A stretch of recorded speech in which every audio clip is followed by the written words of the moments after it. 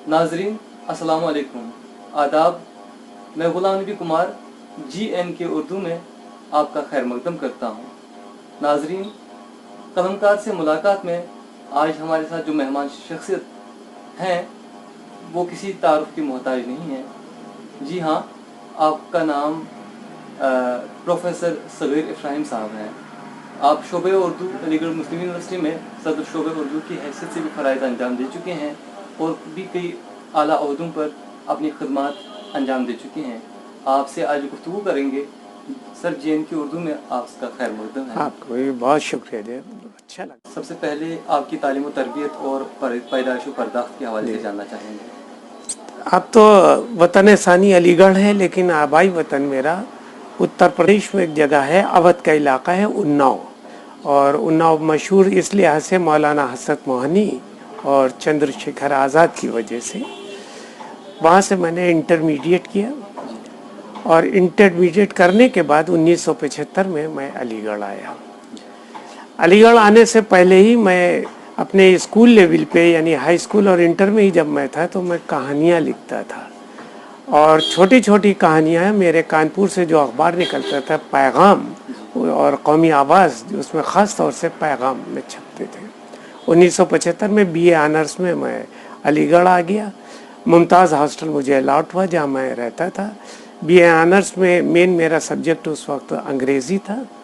बाद में मैंने उर्दू मेन करवा लिया और अंग्रेज़ी सब्सिडियरी। यहाँ भी आने के बाद मैं कहानियाँ लिखता रहा, और उन कहानियों में जो शुरू में मेरे कहानियों में जो तरबियत होती रही या जो इस्लाह करते रहे वो मेरे खालू थे इश्तियाक आरिफ साहब, जो भोपाल के बहुत बड़े सहाफ़ी थे और उनके बड़ी खिदमत हैं सहाफ़त की हैसियत से। और वो मौलाना मोहम्मद अली शौकत के सेक्रेटरी भी रह चुके थे। वो खुद कहानीकार थे तो हमारी कहानियाँ देखा करते थे। फिर अलीगढ़ में रफ्ता रफ्ता काजी अब्दुल सत्तार साहब ने हमारी कहानियाँ देखी और फिर कहानियों की तरबियत होने लगी। छोटे छोटे मज़ामीन भी उसी ज़माने में लिखना मैंने शुरू किया। BA ऑनर्स के बाद MA उर्दू मैंने अपने पसंद से उर्दू का इंतखाब किया और MA उर्दू में कर MA पोजीशन आई। पोजीशन आने से पहले ही मेरा एक मजमून शाया हुआ था जिसकी बहुत धूम मची, और ये अप्रैल 1980 में पब्लिश हुआ था। बॉम्बे से रिसाला निकलता, बहुत ही मशहूर रिसाला। उसमें नसरी दास्तानों का सफ़र के उन्वान से मेरा ये मजमून शाया हुआ। रिसाला जो अभी देखे नाम उसका याद आ जाएगा ऐसे ना, बहुत पुराना रिसाला है उसका। देखिए मैं आपको नाम बता दूंगा। ठीक है सर, वो अगर नहीं अभी देखिए, अगर आप जहन से चल रहा है वो एकदम से जहन में जैसे ही आ जाएगा नाम को उसका ना। बहुत ही मशहूर रिसाला उस वक्त था। आज भी वो रिसाला निकल रहा है। 100 साल से ज़्यादा उसका रिसाले के हो चुके हैं। शायर कह रहे हैं सर? शायर, यस बिल्कुल। देखिए आपके है उम्र का फ़र्क होता है। मैं 66 ईयर का होगा। उस शायर में मेरा मजमून शाया हुआ और मजमून इतना पसंद किया गया कि उस मजमून को अगले साल प्रोफेसर आल अहमद सरूर जैसे दानिश्वर ने एक नोट के साथ एक पब्लिश मजमून को शाया किया अंजुमन के रिसाले में। और ये तब से मुझे काजी अब्दुल सत्तार ने कहा कि भाई ये तो बहुत बड़ी बात है, अब तुम तनकीद की तरफ आ जाओ और कहानी अफसाने से तनकीद के। वरना ये 4-5 साल तक मैं अफसाने ही लिखता रहा था और फिर तनकीद में मेरे मज़ामीन आए। उसी अगले साल मेरा मजमून, बहुत ही अच्छा मजमून, आहंग गया से छपा। कलाम हैदरी ने बेहद तारीफ़ की और सर फेरिस्त मेरे मजमून को रखा था जो कफन पर था, कफन का तज़ियाती वो था जी। फिर उसके बाद तो तनकीद की तरफ मैं बढ़ता चला गया और अफसाने जो हैं पसे पुश्त हो गए। उस्ताद मोहतरम काजी अब्दुल सत्तार साहब का भी कहना था, लेकिन रेडियो पे मैं दिल्ली और आगरे रेडियो पे ज़रूर जाता था क्योंकि रिसर्च कर रहा था और रेडियो पे जाते थे तो पैसे मिलते थे। तो ज़्यादातर हमारे फिर वो रेडियाई अफसाने रहे। बात इसी की चल रही तो इसी बता दें, रेडियाई अफसाने फिर हम तो भूल भी गए थे 10-12 साल तक लिखने के बाद, क्योंकि इधर पिछले 15 साल से मैंने कोई अफसाना नहीं लिखा है। तो जम्मू में एक लड़का مجھ پر پی ایچ ڈی کر رہا تھا اور اس کی پی ایچ ڈی مکمل بھی ہو گئی بلکہ پبلش بھی ہو گئی. اور اس نے سب تنقیدی خدمات کی ہاں تنقیدی شعور کے اوپر اس کی کتاب بھی آئی ہے, صغیر افراہیم کا تنقیدی شعور. ابھی وہ کتاب میں آپ کو دکھلاؤں گا, بھی چھپ چکی, بہت اچھی. اس نے پھر میرے پاس انٹرویو لینے آیا کہ آپ کا تو میرے کشمیر میں 2 مضمون چھپے ہوئے ہیں, 2 کہانیاں چھپی ہوئی ہیں جو بہت اچھا آپ کے یہاں شیرازہ نکلتا تھا اس میں. تو اس کے اور 20 سال پرانے اس کے 2 مضمون, ایک اور وہ افسانہ, پھر اور ایک آدھ افسانے اسے مل گئے, تب میرے پاس آیا. پھر میرے ایک دوست ہیں شکیل صاحب جو ریڈیو میں ہیں جامعہ ملیہ اسلامیہ میں, تو شکیل صاحب کی مدد سے اس نے تقریباً 30-35 میرے افسانے کلیکٹ کر لیے. اور پھر ان کو میری بیگم پروفیسر سیما صغیر کو دلچسپی بھی ہوئی, تو اس میں سے انہوں نے 28 افسانوں کا انتخاب 2016 میں پبلش کرا دیا. اور ابھی پچھلے سال اس کا دوسرا ایڈیشن بھی آیا.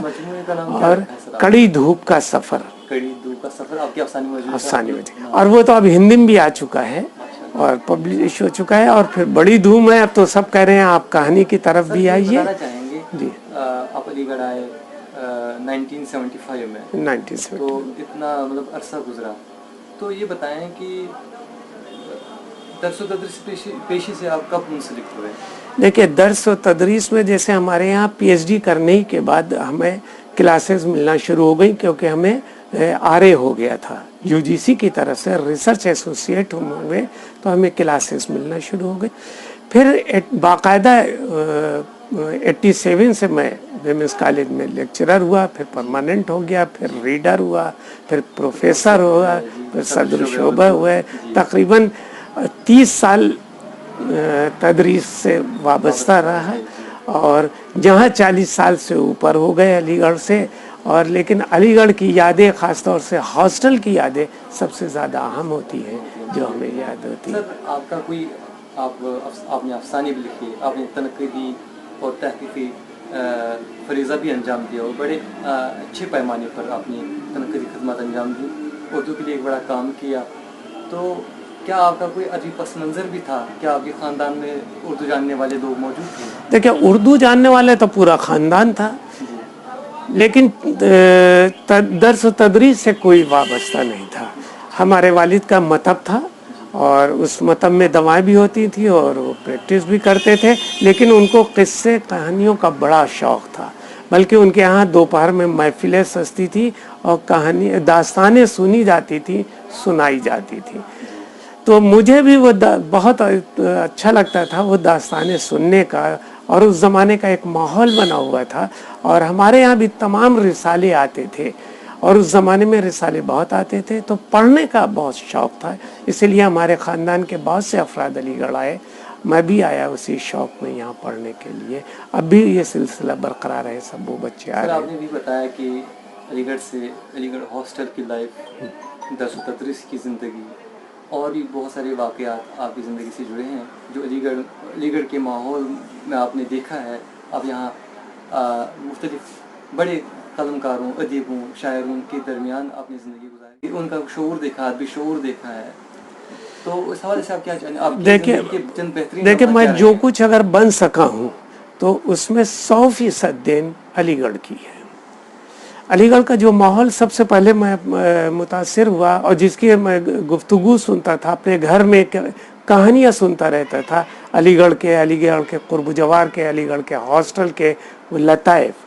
اور جب آ کر میں نے یہاں کا ماحول دیکھا تو اس ماحول سے انسیت ہو گئی. میرا اپائنٹمنٹ کئی جگہ ہوا, خود لکھنؤ میں میرا تقرر ہوا ایز اے لیکچرر کا, اور وہ جو آخری بار ہوا وہاں بھی میں نے جوائن نہیں کیا. اور اس میں ایکسپرٹ کمیٹی میں خود پروفیسر ابوالکلام قاسمی صاحب جو علی گڑھ میں ہیں وہ موجود تھے, اور کہتے بھی تھے کہ آپ کیوں نہیں جوائن کر رہے ہیں. جموں میں بھی میرا ہوا, لیکن علی گڑھ چھوڑنے کو نہ جانے کیوں دل نہیں چاہتا تھا.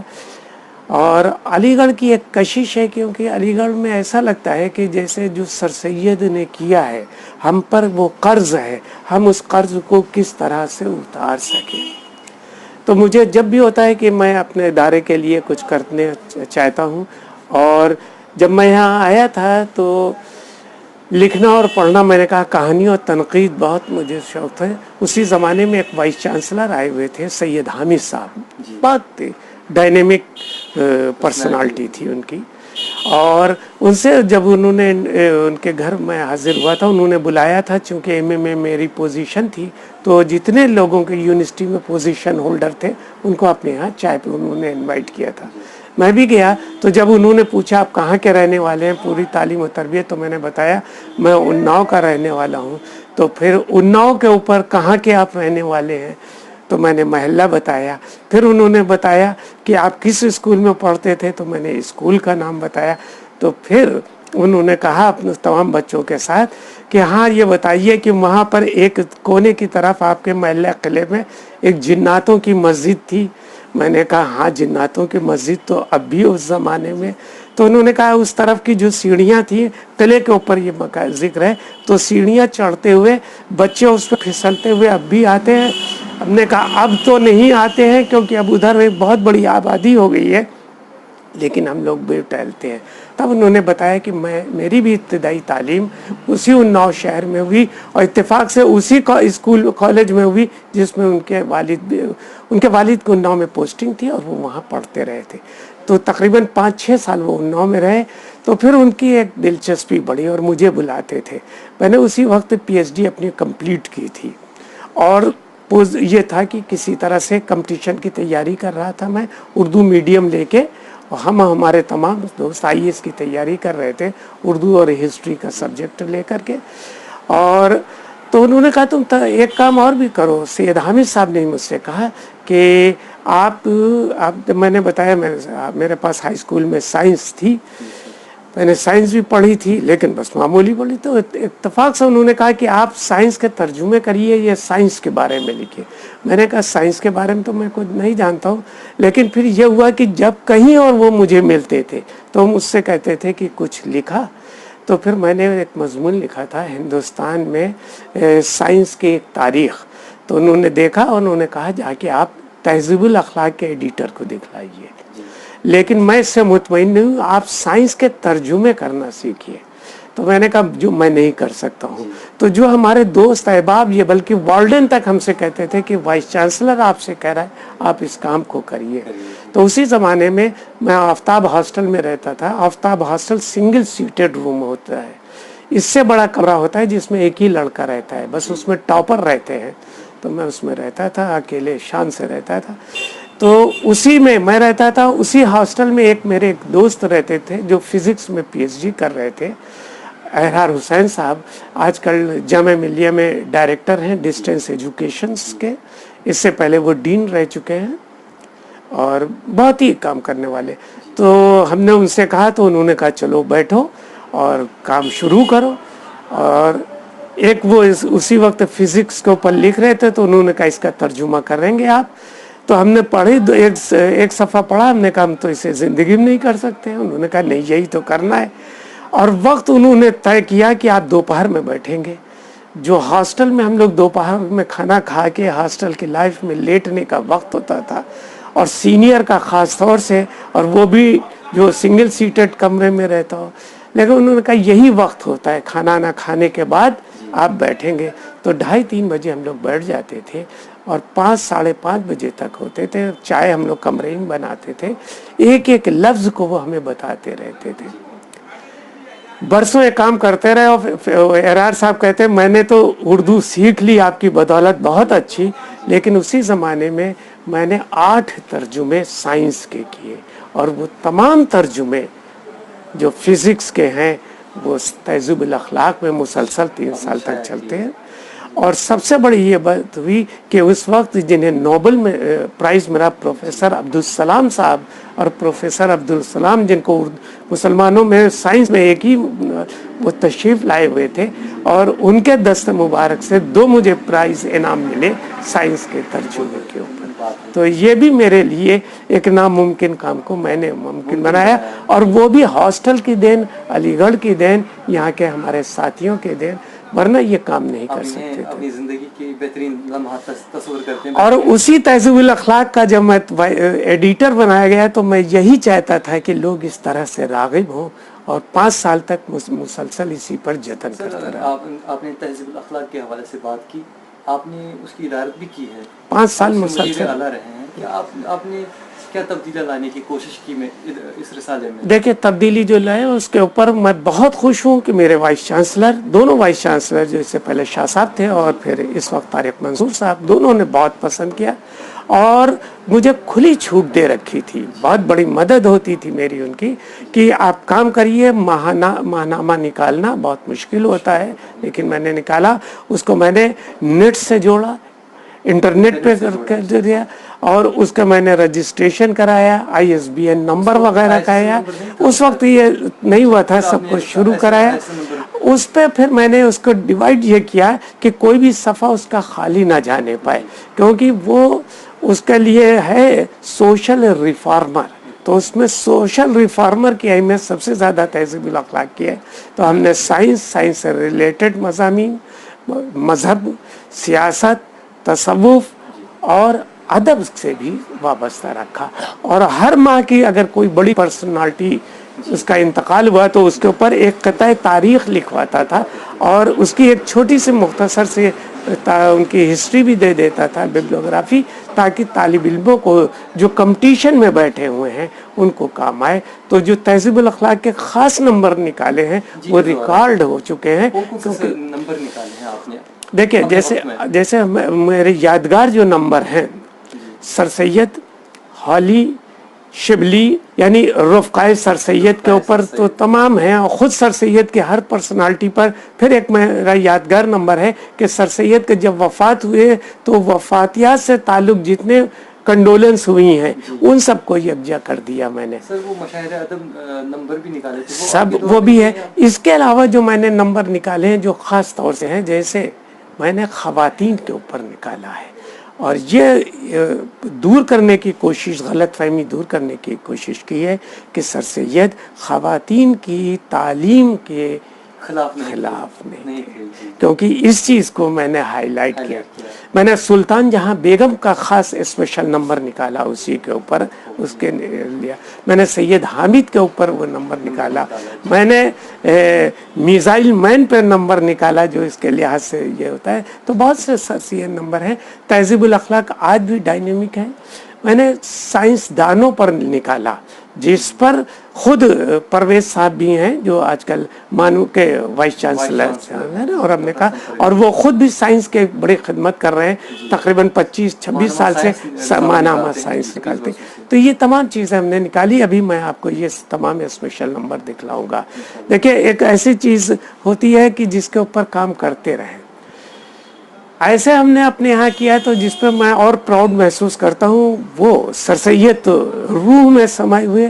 फिर प्रेमचंद पे मैंने बड़ी स्टडी की है, और मुझे यह हक़ है कहने का कि प्रेमचंद की मैंने तमाम तहरीरें पढ़ी हैं, उर्दू में भी और हिंदी में भी। अभी आपकी तसनीफ़ात के बारे में जानेंगे सर, और ये जानना चाहेंगे कि आप कौन सी अदबी शख्सियत है जिन्हें आप अपना आइडियल मानते हैं या जिनसे आप मुतासिर नज़र आते हैं?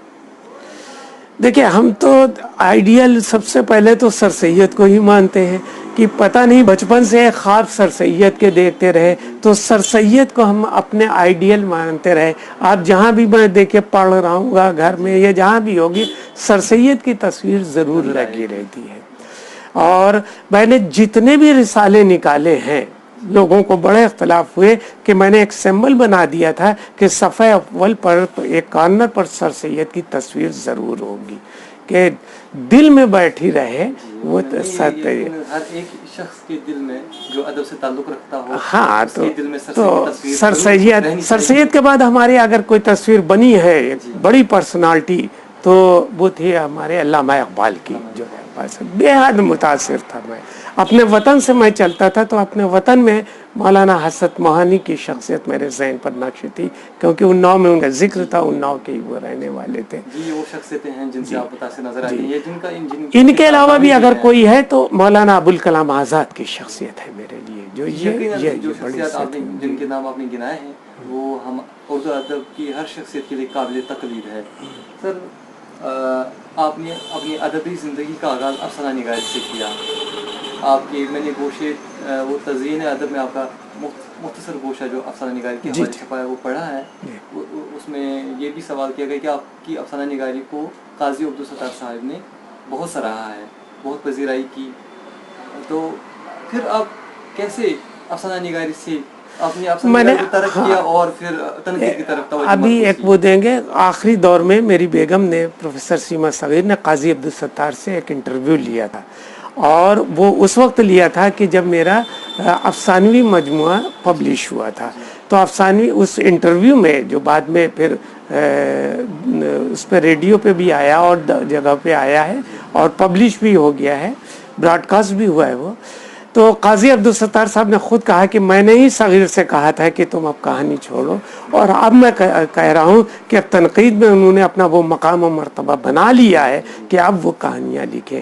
تو اب میں پلاٹ سوچتا رہتا ہوں کہ کوئی موقع ملا تو کہانیاں ضرور لکھوں گا. قاضی عبدالستار صاحب نے اس لیے کہا بھی تھا کہ قاضی عبدالستار صاحب کی جو ایک فہرست تھی شاگردوں کی, جو ہم سب ساتھ تھے, پیغام آفاقی, طارق چھتاری, سید محمد اشرف, صغیر افراہیم خود, اور بھی جو ہم لوگ تھے یہ, اور ابن کمل, یہ سب افسانہ نگار تھے اور سب بہت اچھے افسانے لکھ رہے تھے. اور اس وقت تنقید کی طرف کوئی بھی نہیں آیا تھا ان کے شاگردوں میں, جس سے اور ان کے علاوہ بھی ہے, پھر کچھ لوگوں نے چھوڑ بھی دیا. تو ان لوگوں نے جو بھی شاگرد, جو یہ خاص شاگرد جو ہر وقت ان کے ساتھ رہتے تھے ہم لوگ, تو 80 میں وہ میں نے عرض کیا ہے کہ جو میرا شاعر میں مضمون چھپا نثری داستانوں کا سفر, جو پھر میری کتاب بھی بنی وہ کتاب, پھر اس کے بعد پریم چند پہ ایک دم سے میرا مضمون اتنا شاندار مضمون آ گیا, اور پھر آتے رہے متواتر مضمون. تو انہوں نے کہا تم تنقید کی طرف آؤ, اور پھر تنقید کو ان کو بڑی میری حوصلہ افزائی کرتے تھے, میرے مضامین بھی دیکھتے تھے, اصلاح کرتے تھے, اور پھر وہ میں تنقید کی طرف آ گیا. قاضی عبدالستار کے افسانہ چھوڑا, تنقید کی طرف آئے, پھر انہوں نے مرتبہ کہا کہ نہیں افسانے کی طرف آؤ, پھر اچھا لگتا تھا مجھے. جی سر, اب آپ نے کافی مدت تک شعبہ اردو علی گڑھ مسلم یونیورسٹی کی ذمہ داری بھی سنبھالی ہے, تو آپ نے اپنے دور میں, اپنے وقت میں کیا نمایاں تبدیلیاں لانے کی کوشش کی شعبے میں؟ دیکھیے, شعبے میں ہم تبدیلی تو نہیں لا سکتے, لیکن اس کی وجہ یہ ہے کہ ہم خود ایک اس کے فرد ہیں, اور ہم اس شعبے نے ہمیں بہت کچھ دیا ہے. ہمیں تبدیلی لائی, ہمیں انسان بنایا, ہمیں ایک ادیب بنایا, ہمیں سلیقہ سکھایا. یہ سب کچھ ہمارے شعبے کے دین ہے. اور اس شعبے کے لیے جب تک یہ آرٹس فیکلٹی میں تھا, ہم لوگ چاہتے تھے, اس میں ایک اتنی کشش تھی کہ میں آپ کو بتاؤں کہ میرا تقرر ہو گیا تھا جنرل سلیکشن کمیٹی سے ویمنس کالج میں, اور ویمنس کالج میں ہی میں رہتا تھا. ویمنس کالج میں مجھے بہت عزت دی گئی. اس وقت پرنسپل تھی پروفیسر زکریا صدیقی صاحبہ. زکیہ آپا جب پرنسپل تھی تو وہ تمام مشاعرے یا سارے فنکشن ہمارے ہی سپرد کر دیا کرتی تھی. پھر دوسری پرنسپل آ گئی, لیکن جس دن میں یہ بتاؤں کہ جس دن میرے ریڈر کا اپائنٹمنٹ ہوا ہے, تو اپائنٹمنٹ لیٹر ہاتھ ملتے ہی میں فوراً آ کے میں نے جوائن کر لیا. انتظار بھی نہیں کیا کہ وہاں سے مجھے الوداعیہ دیا جا سکے, جو پرنسپل کو ناگوار بھی گزرا تھا. حالانکہ خوشی میں انہوں نے کہا تھا کہ ہم تو تمہیں کل الوداعیہ دیتے تب تم جاتے, لیکن ڈپارٹمنٹ آنے کی اتنی کشش تھی. ڈپارٹمنٹ کی کششیں تھی کہ اس آرٹس فیکلٹی میں تمام شعبے تھے, ہر وقت وہاں کوئی نہ کوئی فنکشن یا کچھ ہوتا رہتا تھا, اور اس سے ہم سب کچھ سیکھتے رہتے ساتھ میں. ہمارے اساتذہ میں جو ہم نے اپنے اساتذہ کو دیکھا, اختلافات تھے, جزوی اختلافات تھے, بہت تھے اختلافات, لیکن ان میں کسی طالب علم کی, کسی ریسرچ اسکالر کی ہمت نہیں تھی کہ وہ کسی کی جا کر کسی کے بارے میں کچھ کہہ سکے. یہ لحاظ رکھا جاتا تھا اور یہ ہماری تربیت کی گئی تھی. تو ہم کبھی بھی اپنے استاد کو خوش کرنے کے لیے دوسرے استاد کی کوئی برائی نہیں کر سکتے تھے، کیونکہ ہمارا استاد وہ برداشت نہیں کر سکتا. ہم کسی کے بھی ہمیں کوئی بھی پڑھا رہا ہو، ہم کسی بھی استاد کے پاس وہ سیکھنے کے لیے یا وہ معلوم کرنے کے لیے چلے جائیں، ہمارے شعبے کا ہر استاد اسے پڑھانے کے لیے تیار تھا. پی ایچ ڈی میں نعیم احمد صاحب کے ساتھ کر رہا تھا، لیکن کسی بھی استاد کے پاس میں جاؤں وہ بتاتا تھا. تو یہ ماحول ہمارے یہاں شروع سے بنا اور آج بھی برقرار ہے. اللہ کا لاکھ لاکھ شکر ہے. دور میں کوئی سیمینار، کوئی مشاعرے وغیرہ؟ سیمینار مشاعرے تو یہاں ہمیشہ انٹرنیشنل ہوتے رہے. ہم نے اپنے زمانے میں جو سیمینارز دیکھے، اس زمانے میں ایسے بھی سیمینار تھے جس میں راہی معصوم رضا بھی شریک ہوا کرتے تھے. ہم نے وہ بھی دیکھا ہے کہ جہاں کے اوپر شمس الرحمن فاروقی، گوپی چند نارنگ، وحید اختر، یہ سب لوگ بولتے تھے. میں نے وہ سیمینار بھی دیکھا ہے جہاں پاکستان کے تمام بڑے ادیب ایک ساتھ آتے تھے، اور میں نے لکھا بھی ہے. اور ہمارے اساتذہ، ہمارے ریسرچ اسکالر ساتھی سوالات بھی کرتے تھے اور خوب سوالات کرتے. ہم نے خود بہت بڑے سیمینار کروائے، انٹرنیشنل سیمینار کروائے، فکشن کے کروائے، اور آج بھی سب چلتے تھے. جی، پوری ہندوستان میں برصغیر میں نام ہے. یقیناً یہ سب ہماری پہچان بھی ہے اسی شعبے اور اس ادارے کی وجہ سے. جی سر، آپ نے جدیدیت کا دور بھی دیکھا، اپنے ماں باپ جدیدیت کا بھی دور دیکھا، آپ نے ترقی پسند تحریک کے زوال کو بھی دیکھا.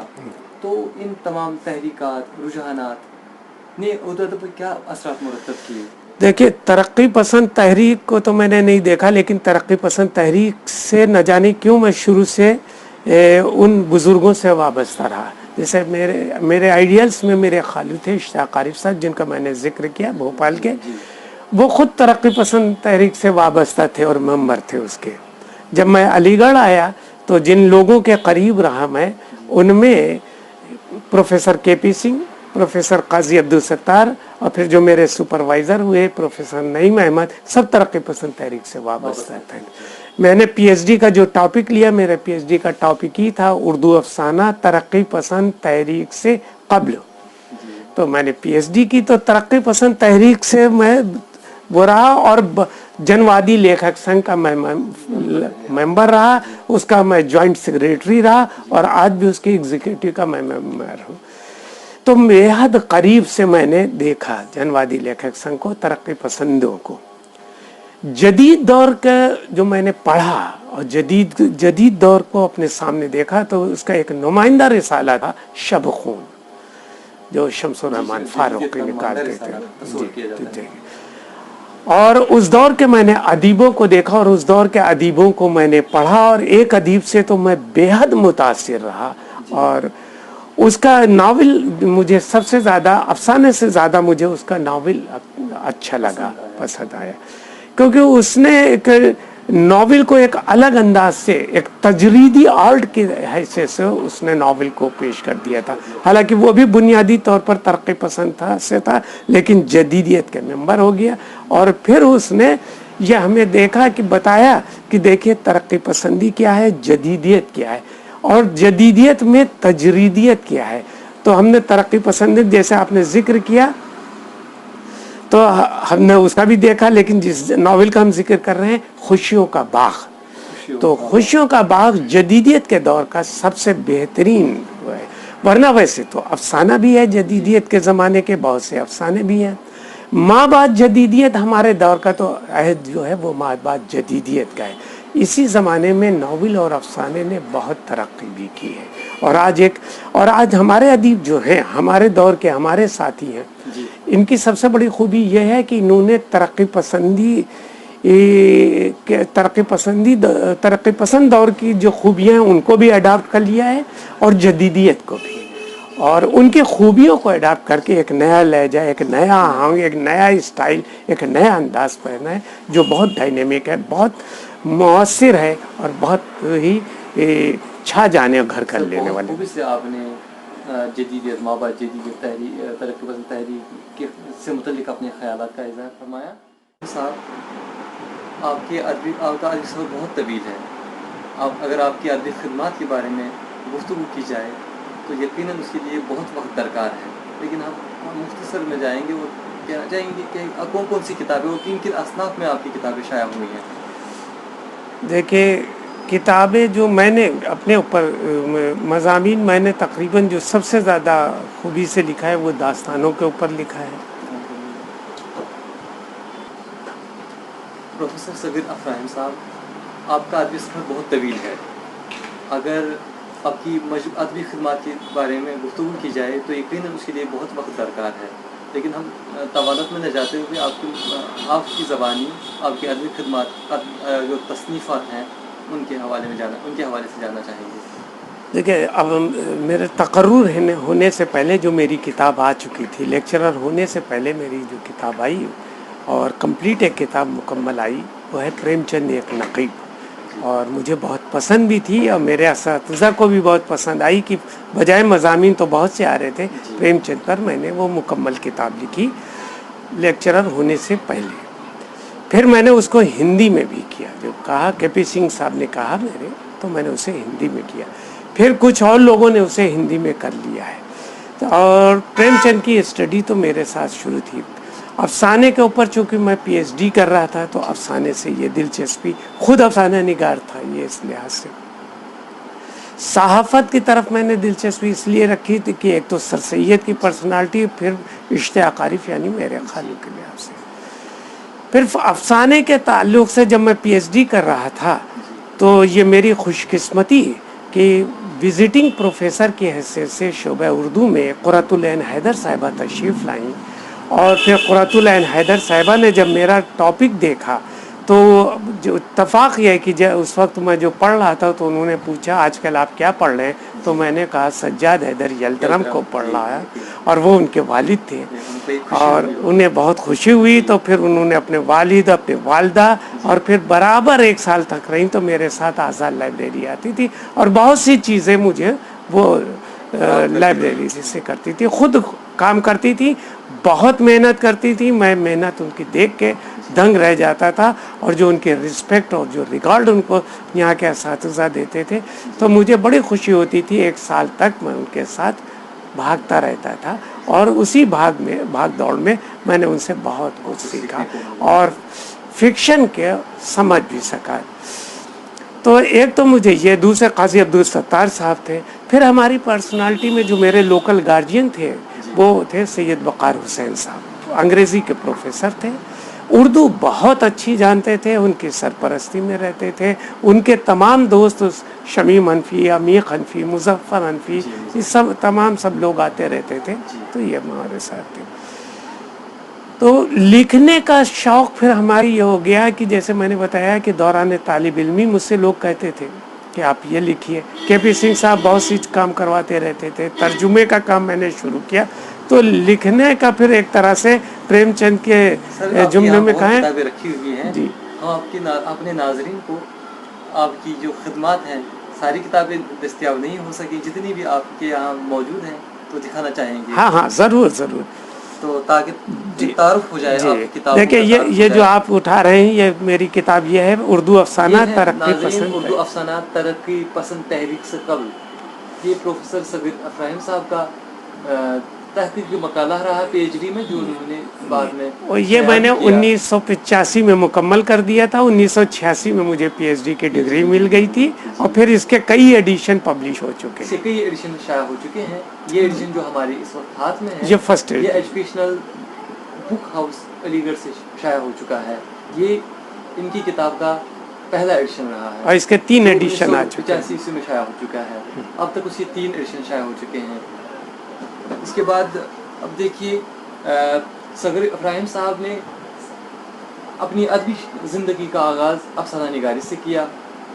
تو یہ ان کے افسانے ہیں جو مختلف اوقات میں مختلف رسائل و جرائد میں شائع ہو چکے ہیں، جن کی پذیرائی بھی بہت حد تک ہوئی ہے. آپ اندازہ اس بات سے کر سکتے ہیں کہ قاضی عبدالستار صاحب جنہوں نے ان کے افسانوں کی پذیرائی کی، ان کو حوصلہ بخشا، اور پھر انہیں کہا کہ آپ افسانے سے تنقید کی طرف آئے.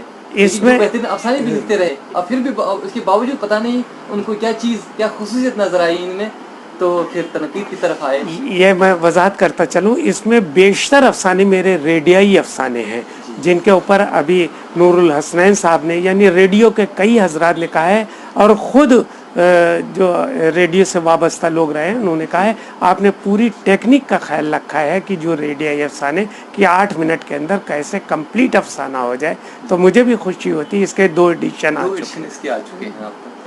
तो सर आपकी किताब है अफसानवी अदब की नई क़िरत, ये प्रोफेसर सगीर इब्राहिम साहब की एक और किताब है। फिक्शन तनकीद और शायरी की तनकीद में इनका एक मोतबर नाम है, और ये फिक्शन तनकीद में इनका एक आला काम तस्वुर किया जाता है। अब देखिए इसमें मज़ामीन होंगे जो उन्होंने फिक्शन से मुतल्लिक लिखे हैं और जो अहद हाजिर में लिख रहे हैं, और जो माजी में हमारे फिक्शन के मोतबर मतलब मोतबर तख्लीक़ रहे हैं, गुज़रे हैं, उनसे मुतल्लिक तहरीरें इसमें शाया की गई हैं। मुख्तलिफ़ मज़ामीन हैं, काज़ी अब्दुल सत्तार साहिब पर है, तिलस्म होशरुबा पर है, कफ़न की नई क़िरत एक मज़मून इसमें है, बागो बहार की नई तदवीन है, बाग का दरवाज़ा तरक्की पसंद मुताला, बाग का दरवाज़ा असर हाजिर के अहम अफसाना निगार प्रोफेसर तारिक शतारी साहब का मकबूल अफसानी मजमुआ है, जिस पर उन्होंने मज़मून तहरीर फरमाया है। अंगारे रिवायत से इनहराफ ये मज़ामीन है। मुआसिर फिक्शन की तनकीद ज़बान के हवाले से और भी बहुत सारे, तरन्नुम रियाज़ का अफसानवी अदब,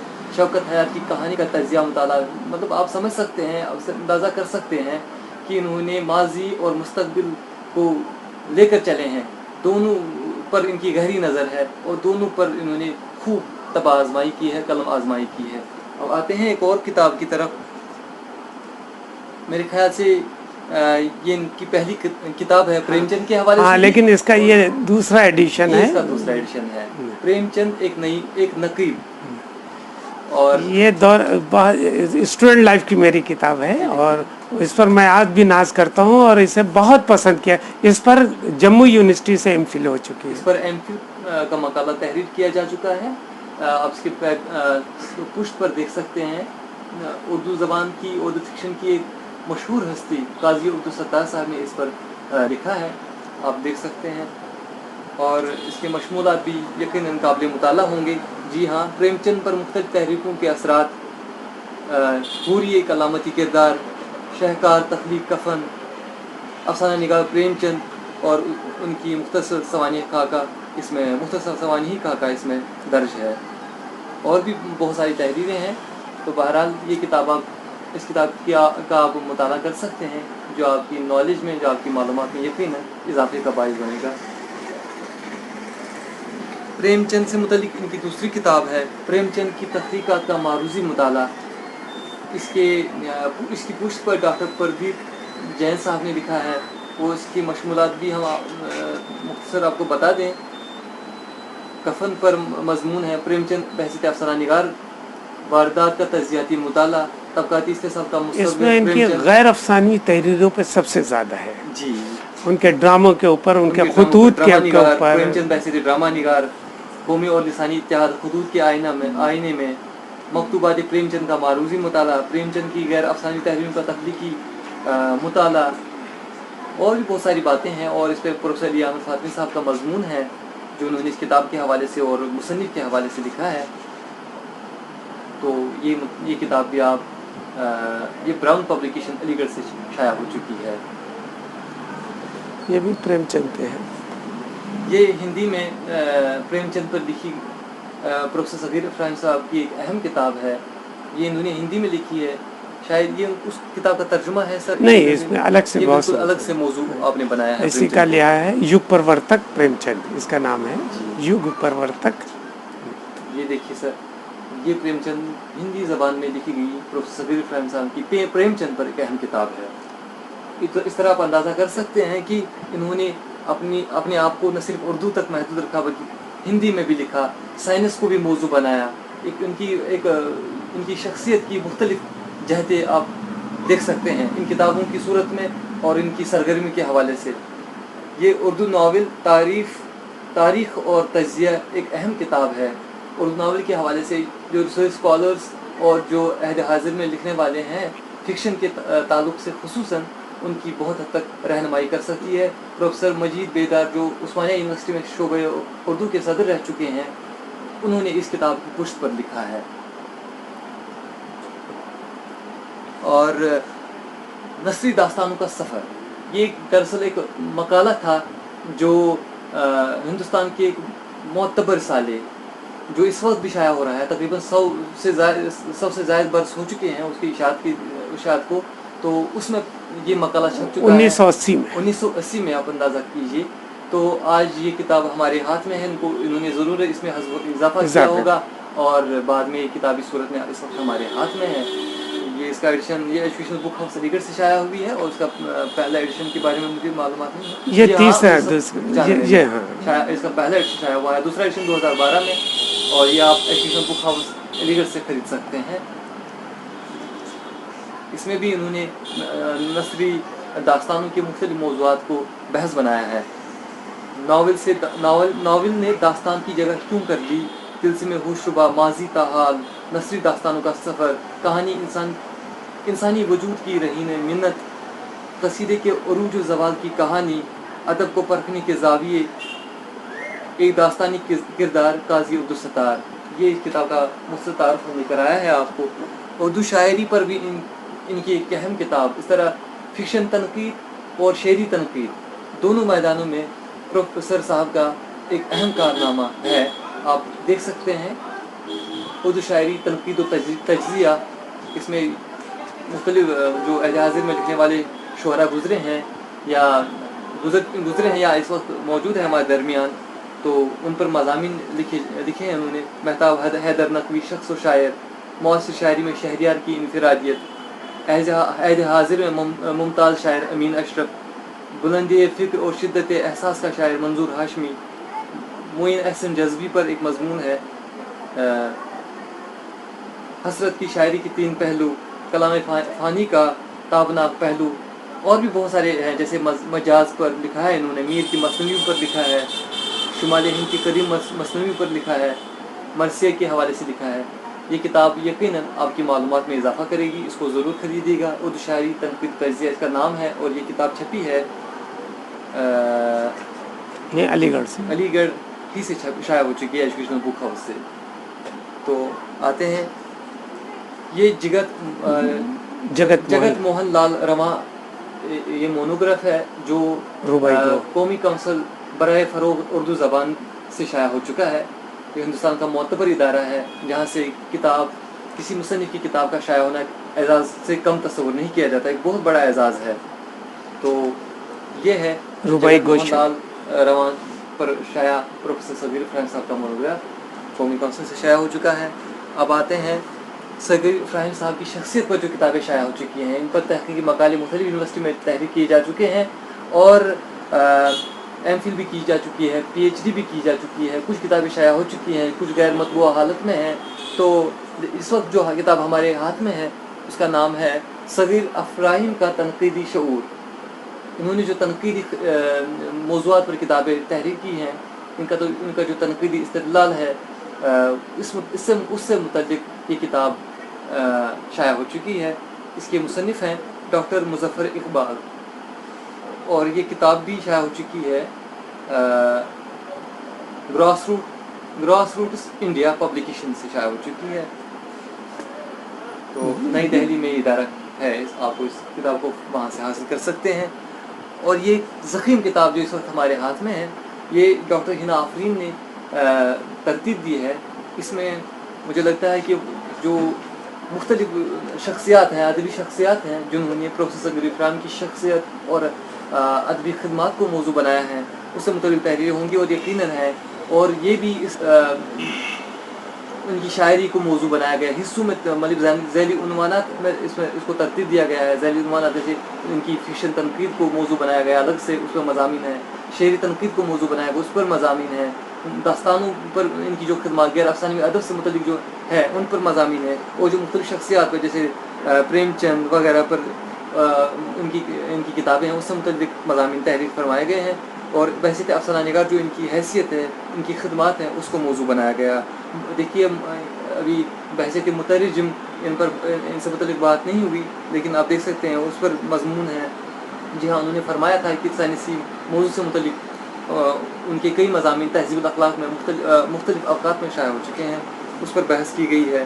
اس طرح اور بھی باتیں ہیں جو انٹرویو کیے گئے ہیں، وہ اس میں شامل کیے گئے ہیں۔ اس طرح ایک پوری جو مطلب پوری نہیں کہہ سکتے، ان کا ابھی ادبی سفر جاری و ساری ہے، اور ہم امید کریں گے یہ ابھی اور بڑھے گا اور اس میں اور قوت اور جان آئے گی. یہ کتاب ہے جس کا آپ مطالعہ کر سکتے ہیں، اور یہ کتاب آپ کو یقیناً بہت سارے گوشوں، بہت سارے حصوں، ادبی جہتوں سے متعارف کروائے گی پروفیسر صقر ابراہیم صاحب سے متعلق. اور میں یہ بھی بتا دوں کہ بات ہو چکی ہے کہ انہوں نے رسائل کی، مختلف رسائل کی، نہ صرف تہذیب الاخلاق اور جو شعبے سے مختلف اوقات میں شائع ہوتے رہے، بلکہ مختلف ہندوستان سے جو مختلف رسائل شائع ہو چکے ہیں یا ہو رہے ہیں اس وقت، ان کی مجلس مشاورت میں پروفیسر موصوف منسلک ہیں. 10 سال میں اس کا ایڈیٹر رہا ہوں. 10 سال. یہ دیکھیے سر، یہ دیکھیے ناظرین، یہ دانش ہے، یہ تحقیقی مجلہ ہے، سالانہ شائع ہوتا ہے ادارے سے، اور اس میں تحقیق تنقیدی مقالے شائع ہوتے ہیں.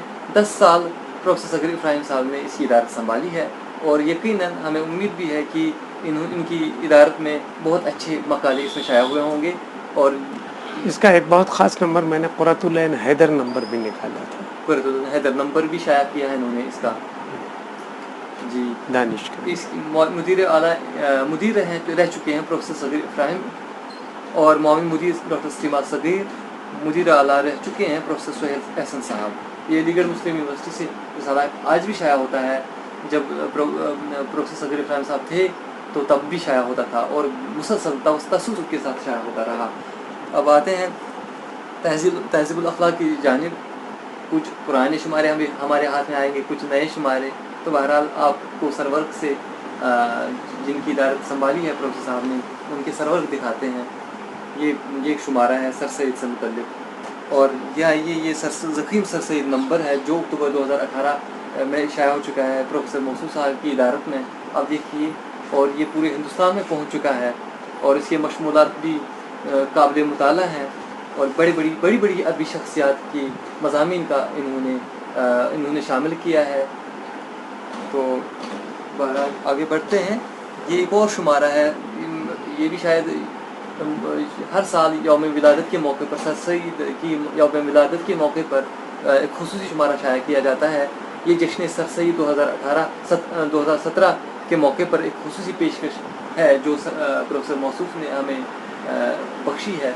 یقیناً ایک بڑی سوگات، ایک اہم سوگات ہے جو انہوں نے ہمارے سپرد کی ہے، اور ہمیں ان کتابوں کا، ان مضامین کا مطالعہ کرنا چاہیے، اور اب اس سر سید کی جہت، سر سید کے نظریات، سر سید کی شخصیت کو آگے کی نسل سے متعارف کرانا چاہیے. ان کی خدمات، پروفیسر صاحب نے ایک بڑا کارنامہ انجام دیا. انہوں نے سر سید کی پر جو کام کیا ہے وہ یقیناً قابل ستائش ہے.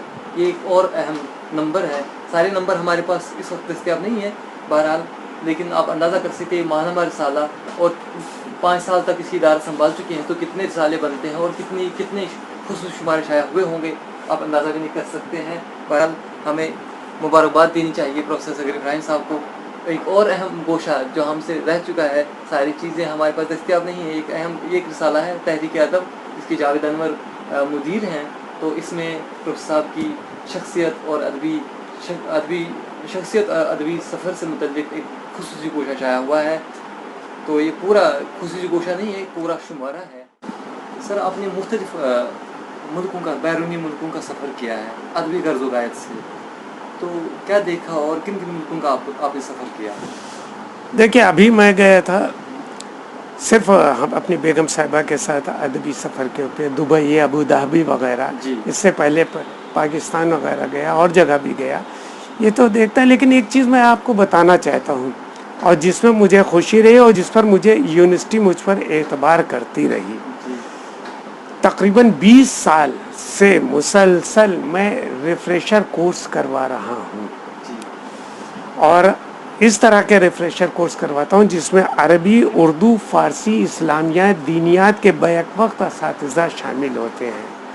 اور وہ اس لیے کہ اب سے 12-13 سال پہلے اکیڈمک اسٹاف کے ڈائریکٹر اور وائس چانسلر نے میرے سپرد کیا تھا کہ آپ چونکہ بہت اچھے اکیڈمک وہ رکھتے ہیں، ریفریشر کورس کراتے ہیں، تو انہوں نے مجھ سے میڈیکل کالج کا ریفریشر کورس کروایا، انجینئرنگ کالج کا کروایا، پالی ٹیکنک کا کرایا. اور میں بھی جب یہ سب کمبائنڈ تھا، اور यहाँ के मेडिकल कॉलेज में होता था 91 पार्टिसिपेंट्स थे जिसमें बेशतर डॉक्टर थे। तो जब वो पूरे एक महीने का उस ज़माने में एक महीने का रिफ्रेशर कोर्स होता था तो तमाम डॉक्टर जब मुझे अलविदाइया दे रहे थे तो सबने अलविदाइया देते वक्त अशार सुनाए थे कि साहब एक महीने में आपने मुझे शायर बना दिया, अशार सुना के तमाम डॉक्टर। तो उसके बाद रिसर्च मेथडोलॉजी कैसी है 22 साल से मैंने देखा और एक से बढ़कर एक उस्ताद को बुलाया। तो रिसर्च मेथडोलॉजी जो आज जदीद तरीक़े है, तो जदीद तहक़ीक़ के तरीक़ेकार पर आज मैं लिख रहा हूँ।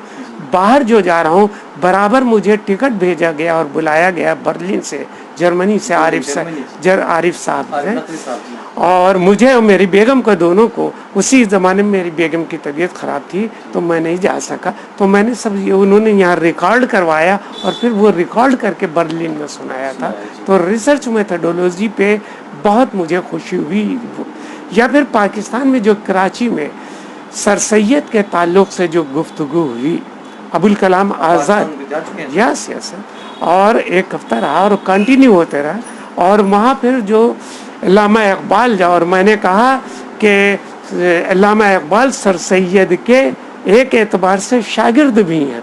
वो इसलिए कि बचपन से बेपनाह वो उन्हें पसंद करते थे, उन्हें अजीज़ रखते थे और उनके ऊपर जो नज़में कही हैं सिलेबस में शामिल है। तो उस लिहाज से भी मैंने उसी के ऊपर वहाँ कहा और वहाँ के रिसालों में लिखा। वहाँ उन्होंने मुझे भी बहुत इज्जत दी, अदबी माहौल उस ज़माने का बहुत अच्छा था। तो जो भी सफ़र करता हूँ मुझे एक एहसास होता है कि बैरून मुल्क जो मुझे इज्जत मिलती है वो अलीगढ़ मुस्लिम यूनिवर्सिटी से। और आज जितने भी इनामात या एजाज़ात मिलते हैं वो भी तोफ़ैल हैं अलीगढ़ मुस्लिम यूनिवर्सिटी के सर सैयद अवार्ड मिल चुके हैं, एजाज़त से नवाजा जा चुका है। देखिए जैसे मैंने अभी बता दूं, मजलिस मुशावरत में तो मैं इस वक्त पाकिस्तान के तमाम रिसालों में हूँ, तमाम बड़े रिसालों में हैं। इसके अलावा भी दूसरी जगहों के रसाइल में मैं मौजूद हूँ। लंदन से और अमेरिका से जो रिसाले निकलते हैं उनमें मैं छपता रहता हूँ, उनके रिसाले में हूँ। जो अच्छी चीज़ें हैं और जो हमने कबूल कर ली हैं उनके ऊपर हमें रहते हैं। ख़ास नंबर जो हमारे ऊपर निकाले हैं, ख़ुद पाकिस्तान ने बहुत ज़्यादा निकाले हैं, हमारे ऊपर नंबर आ चुके हैं। हमारी बहुत सी किताबें वहाँ से छपी हैं। अभी भी जो मैं गया हूँ तो अब अबू धाबी में और कुवैत में यही रहा है कि हम लोग इसको अदब को किस तरह से कर सके। मॉरिशस में नहीं पहुँच सका, बराबर में बुलाया गया और मैं मॉरिशस अब जाने वाला हूँ इंशाल्लाह, क्योंकि वहाँ एक बड़ा माहौल। वहाँ तो मुझसे कहा गया था कि आप प्रेमचंद के ताल्लुक़ से आइए और मुसलसल यहाँ जो गांधी फाउंडेशन है उस पर आपको लेक्चर दे लें। यहाँ जो मैंने लेक्चर्स दिए हैं उनमें मेरे वो यादगार लेक्चर्स हैं जो शोबे उर्दू से अलग हटकर हैं। जैसे हिंदी संस्थान में मैंने दिए हैं, बॉम्बे में मैंने महाराष्ट्र में जाके दिए हैं, जो हिंदी वालों ने, जो अंग्रेज़ी वालों ने, जो लिटरेचर वालों ने अपने लिहाज से रखा है। अभी कल भी जो मैं गया था तो वो हिंदी और उर्दू का एक वो मिलकर इदारे हैं जिन्होंने आपकी अदबी खिदमत की पजीराई की, आपको जैसे एक बहुत बड़ा साहित्य अकेडमी अवार्ड है। ये साहित्य अकेडमी अवार्ड नहीं है जो उत्तर प्रदेश का है, उसमें भी गोपी चंद नारंग साहब शामिल हैं, लेकिन वो अतर नबी साहब का है, वो मुझे मिल चुका, मेरी बेगम को भी मिल चुका है गंगा जमनी तहजीब पर। उत्तर प्रदेश हुकूमत की तरफ से मुझे जो अवार्ड, और उस ज़माने में 1 लाख रुपया और इसके साथ अवार्ड भी मुझे मिला था, और वो भी मुझे ये मिला है मेरे कौमी यकजहती की खिदमत के ऊपर सोहरा मेहंदी अवार्ड मिला है। इसके अलावा मुझे मिला है आंध्र प्रदेश से कई अवार्ड मिले हैं, सारे तकरीबन हर एकेडमी से मिले हैं। किताबों के अलावा भी वहाँ के हमें अवार्ड्स मिले हैं जी। मुझे बड़े अवार्ड्स जो और भी मिले, वेस्ट बंगाल उर्दू एकेडमी का अवार्ड है। ये भी सब हमें जो अंजुमन जमाली अवार्ड है ये हमें मिला है। ये अवार्ड भी हमें यहाँ के जो इस वक्त क्या कहलाते हैं शहर के मेयर हैं, उन्होंने वो मेयर हैं, उन्होंने अवार्ड दिया है। तो इस लिहाज से ये तमाम अदबी अवार्ड हैं जो हमारे यहाँ के ऊपर रखे हुए हैं। ये भी देखिए ये अवार्ड हमारा है, ये जो सारे अवार्ड हमें इसी के दिए गए हैं। करेंगे। वो फ़ख्र उर्दू अवार्ड है। फिर उसके बाद देखिए तहज़ीबुल अवार्ड है। फिर ये देखिए पंजाब का अवार्ड हमारे पास रखा है, अफसाना कलब का अवार्ड, ETV के अवार्ड रखे हैं, बिहार उर्दू एकेडमी के नीचे दोनों अवार्ड रखे हैं। ये दोनों हमारे साउथ के अवार्ड, बहुत बड़े अवार्ड हैं जो हमारे पास रखे हैं। इसके नीचे देखिए बिहार के अवार्ड हैं सब।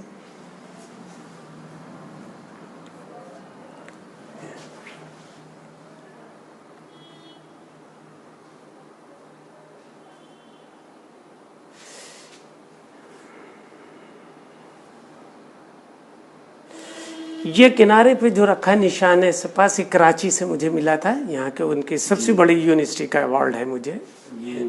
हाँ, ये उर्दू लिखा है, जो चौकोर लिखा हुआ है। जी जी जी जी। हमने आपके अदबी असफ़ार के बारे में जाना, आपकी अदबी खदमात के बारे में जाना, आपको जो मुख्तलिफ़ एकेडमियों, मुख्तलिफ़ इदारों, मुख्तलिफ़ मुल्कों से अवार्ड मिल चुके हैं, एजाज़ से नवाजा जा चुका है, उसके बारे में जाना, अभी नाज़रीन को दिखाया भी। अब आखिर पर हम आएंगे इस सवाल पर कि नई नस्ल जो उर्दू में लिख रही है, पढ़ रही है, उनके लिए आपका क्या पैगाम रहेगा? देखिए, हमें बड़ी उम्मीदें हैं नई नस्ल से, बेहद ज़हीन, बेहद फ़ाल, सिर्फ उसे मौक़े नहीं मिल रहे हैं, काश उसे वो मौक़े भी मिल जाएं। तो आज की ज़रूरत जो है, उस ज़रूरत से हमारे उर्दू के तलबा को ख़ास ध्यान देना होगा कि आज हमें उर्दू के साथ अंग्रेज़ी भी आनी चाहिए या दूसरी और कोई भी ज़ुबान, और हम उसके तक़ाबली मुताला करके देखते रहें कि हमें क्या क्या और चीज़ें हासिल करना चाहिए। जैसे कि मैंने अभी आपसे ज़िक्र किया था, यही मैं अपने पैगाम अपने बच्चों को देता हूँ कि मुझसे हौसला दिलाया गया और मुझ में था कि मैं कैसे नहीं कर सकता हूँ, करके दिखाया मैंने कि साइंस का भी तर्जुमा कर सकता हूँ। आज तो मौक़े इतने हैं कि हमारे बच्चे साइंस को पढ़ लें, टेक्नोलॉजी को पढ़ लें, नेट पे तमाम चीज़ें तलाश कर लेते हैं। तो जितनी क्विक वो चीज़ें तलाश कर लेंगे वो उनको आसानी मिलेगी। तो हमें मुस्बत रवैये को, अंदाज को और मुस्बत रवैये को, मुस्बत बिहेवियर को अपनाना चाहिए। शिद्दत पसंदी से काम नहीं लेना चाहिए, गुस्से से काम नहीं लेना चाहिए, बल्कि सब्र और तहम्मुल से काम लेना चाहिए और मेहनत करनी चाहिए। मेहनत कभी ज़ाया नहीं होती। यही मोहकम अमल पे हम, और अगर कुछ फतेह कर सकता है तो वो सिर्फ मोहब्बत, नफ़रत नहीं। तो हमें मोहब्बत से करना है। बहुत हमारे साथ ज़्यादती हो रही है, लेकिन किसके साथ नहीं होती है, कम और ज़्यादा ही हो रही है। तो क्यों ना हम सब्र का दामन थामें, हम तहम्मुल से काम लें और हम और अपने आप को निखारने की कोशिश करें और दूसरों के सामने ऐसा बनाएं कि हम हर तरह से वो आइडियल हैं उनके लिए। अपनी खामियों को खुद देखें।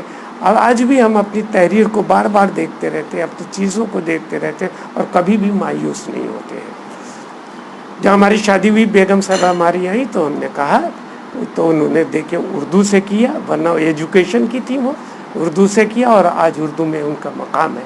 हमारी एक बेटी, उसने कहा, हमने कहा MA करिए, और किया MA उर्दू से, और उर्दू में है क्या कुछ हो कल का कल है।